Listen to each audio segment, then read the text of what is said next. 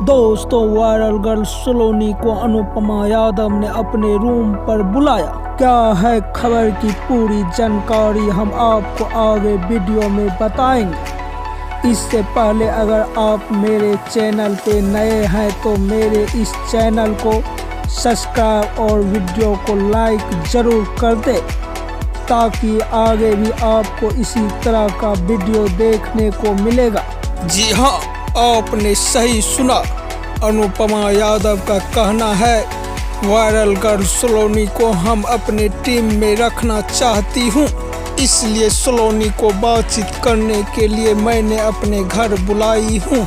अनुपमा यादव जी का कहना है, सलोनी मेरे साथ काम करने के लिए तैयार है।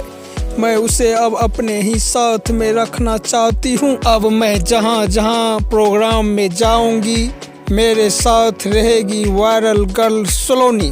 अगले दिन अनुपमा यादव और सलोनी कहाँ जा रही है प्रोग्राम में, नेक्स्ट वीडियो में आप लोग जरूर देखें।